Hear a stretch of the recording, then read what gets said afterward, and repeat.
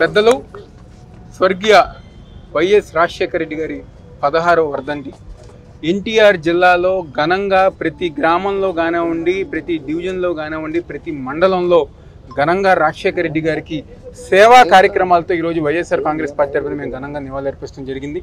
అదేవిధంగా ఈరోజు ఎన్టీఆర్ జిల్లాలోని కంట్రోల్ రూమ్ దగ్గర రాజశేఖర రెడ్డి గారి విగ్రహానికి పెద్దలు వెల్లంపల్లి శ్రీనివాసరావు గారు, జోగి రమేష్ గారు, పెద్దలు మల్లాది విష్ణు గారు, మేయర్ రాయన భాగ్యలక్ష్మి గారు, డిప్యూటీ మేయర్ శైలజారెడ్డి గారు, పెద్దలు గౌతమ్ రెడ్డి గారు, అదేవిధంగా పోతుని మహేష్ గారు, ఆసిఫ్ గారు, మిగిలిన వైఎస్ఆర్ కాంగ్రెస్ పార్టీ రాష్ట్ర, జిల్లా, నగర ముఖ్య నాయకులు అందరూ ప్రతి ఒక్కరి గారు, కార్పొరేట్స్ అందరూ గారు పాల్గొని ఆయన విగ్రహానికి ఘనంగా నివాళులర్పించి ఈరోజు సంక్షేమం అంటే ఈ రాష్ట్రంలో ప్రజానికానికి తీసుకొచ్చిన గొప్ప నాయకుడు ఎవరు ఉన్నారంటే అది వైఎస్ రాజశేఖర రెడ్డి గారు.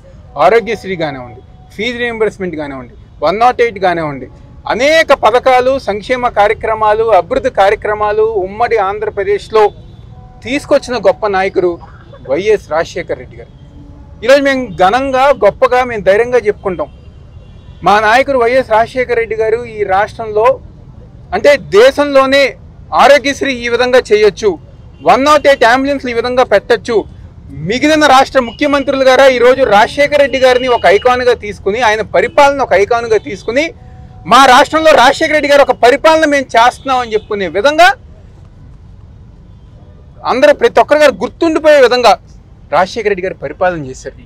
మళ్ళీ ఆయన తర్వాత ఆ విధంగా పరిపాలన చేస్తున్న నాయకులు ఎవరు ఉన్నారంటే అది మళ్ళీ వైఎస్ జగన్మోహన్ రెడ్డి గారే.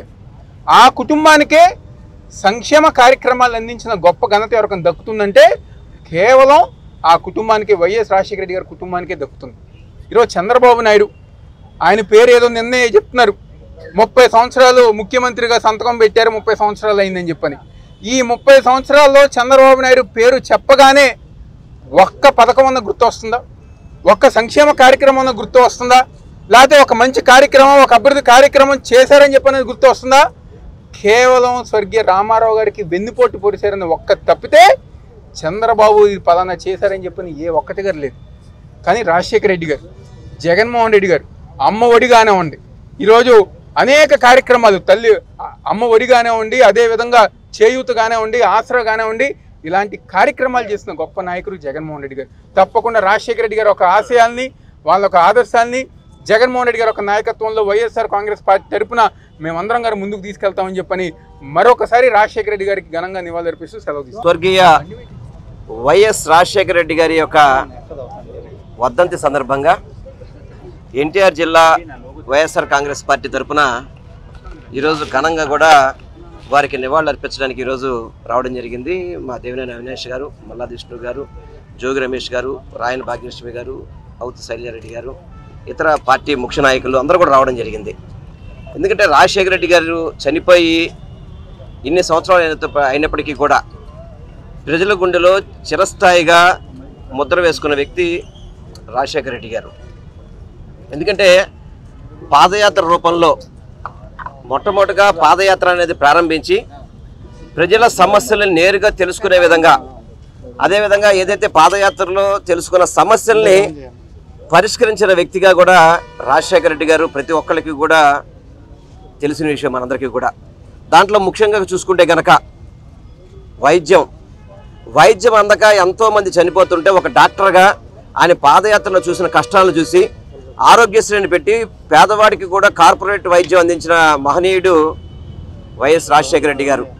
అదేవిధంగా పిల్లల చదువులకి ఫీజు రీయింబర్స్మెంట్ అని చెప్పని ఈరోజు ఎవరైనా సరే మన పిల్లలు పెద్ద పెద్ద పొజిషన్లో ఉన్నారంటే చెప్పుకోవడానికి ఇప్పుడు ముఖ్యమంత్రి చంద్రబాబు నాయుడు గారు చెప్పుకుంటారు తప్ప ఆయన విద్యార్థులకు చేసింది ఏమీ లేదు. కానీ రాజశేఖర రెడ్డి గారు ప్రతి ఒక్క విద్యార్థి కూడా చదువుకునే విధంగా, ప్రతి ఒక్కరికి కూడా ఆర్థిక భారం లేకుండా ప్రభుత్వం వాటిని భరాయించే విధంగా ఫీజు రీయింబర్స్మెంట్ పెట్టి పేద ప్రజలందరికీ కూడా విద్యా ప్రదాతగా ఈరోజు ముద్రపడిన వ్యక్తి రాజశేఖర రెడ్డి గారు.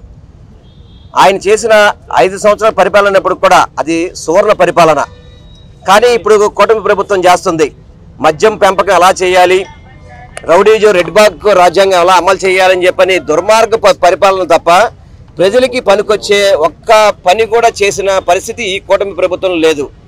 నేను ఒక్కటే చెప్తున్నా, చంద్రబాబు నాయుడు గారు మీరు చెప్తుంటే రాజశేఖర రెడ్డి గారు మా మిత్రుడు, మా సమకాలికుడు అనేది ఎప్పుడైనా కానీ రాజశేఖర రెడ్డి గారు పెట్టిన పథకాలు ఎప్పుడైనా సరే అమలు చేయాలని కానీ వాటిని ముందుకు నడపాలని కానీ ఎప్పుడైనా మీరు ప్రయత్నం చేశారా? కేవలం లిక్కర్ అమ్మకాలు, రెడ్ బుక్ రాజ్యాంగం, ఇచ్చిన హామీలు తొంగలో తొక్కడం, అదే కూటమి ప్రభుత్వం చేస్తుంది. ఏదేమైనా కానీ పేద ప్రజలకి మంచి జరగాలన్నా, ఆంధ్ర రాష్ట్రం అభివృద్ధి చెందాలన్నా అది స్వర్గీయ వైఎస్ రాజశేఖర రెడ్డి గారి నేతృత్వంలో వారి వారసుడైన జగన్మోహన్ రెడ్డి గారు చేయగలుగుతారని చెప్పి తెలియపరచుకుంటే ఈ కార్యక్రమానికి చేసిన అందరికీ కూడా పేరు పేరు ధన్యవాదాలు తెలియ. హలో, తెలుగు రాజ్యం ఛానల్ చూస్తున్నారా?